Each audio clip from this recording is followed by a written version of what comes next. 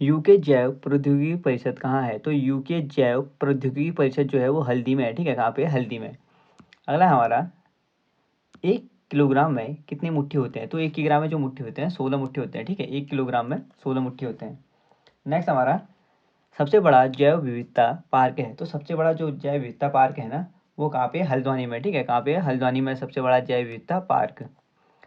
IT की नवीनतम तकनीकों को एक ही स्थान पर उपलब्ध कराने के लिए हेरिटेज भवन की स्थापना की गई है। तो हेरिटेज जो भवन की स्थापना की गई है ना, आईटी के नवीनतम तकनीकों को एक साथ उपलब्ध कराने के लिए, तो यह कहाँ पे की गई है? हेरिटेज भवन की स्थापना नैनीताल में। ठीक है, हेरिटेज भवन जो है आईटी के नवीनतम तकनीकों को एक साथ उपलब्ध कराने के लिए हेरिटेज भवन की स्थापना नैनीताल में की गई है।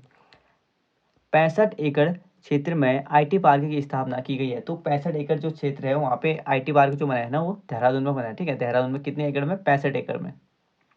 जैव प्रौद्योगिकी संस्थान की स्थापना की गई है। तो जैव प्रौद्योगिकी संस्थान की जो स्थापना की गई है वो की गई है पटवाड़ागढ़ में। ठीक है, पटवाड़ागढ़ में जैव प्रौद्योगिकी संस्थान की स्थापना की गई है, पटवाड़ागढ़ में।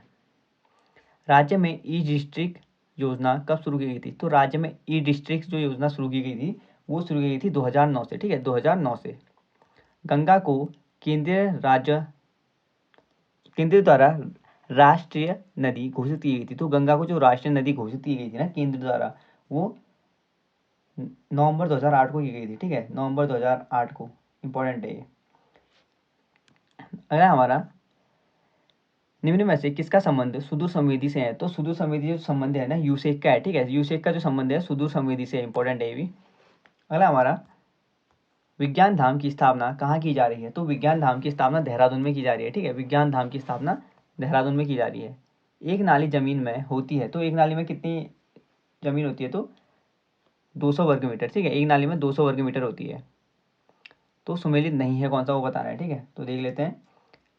यूसीबी हल्दी में। ठीक है, यूसीबी कहाँ पे है? हल्दी में।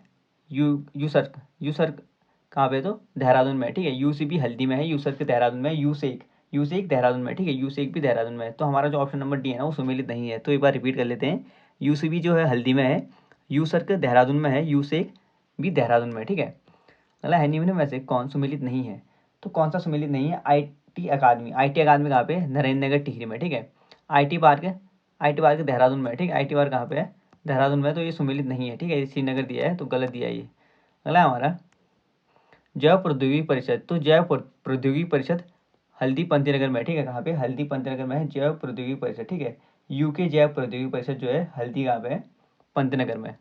Software technology park. तो सॉफ्टवेयर टेक्नोलॉजी जो पार्क है ना वो कहाँ पे? देहरादून में। ठीक है, सॉफ्टवेयर टेक्नोलॉजी पार्क कहाँ पे? तो देहरादून में। एक बार रिपीट कर लेते हैं इसको। तो आईटी पार्क जो है ना, वो आईटी अकादमी जो है वो कहाँ पे है?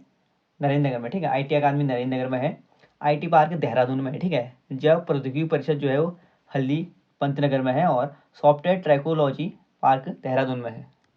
नेक्स्ट हमारा, राज्य में स्पर्श गंगा अभियान शुरू किया गया। तो स्पर्श गंगा जो अभियान शुरू किया गया था 17 दिसंबर 2009 को किया गया था। ठीक है, और 17 दिसंबर को गंगा स्वच्छता दिवस मनाया जाता है। तो इस पर राज्य में स्पर्श गंगा अभियान 17 दिसंबर 2009 को चलाया गया था और 17 दिसंबर को गंगा स्वच्छता दिवस मनाया जाता है।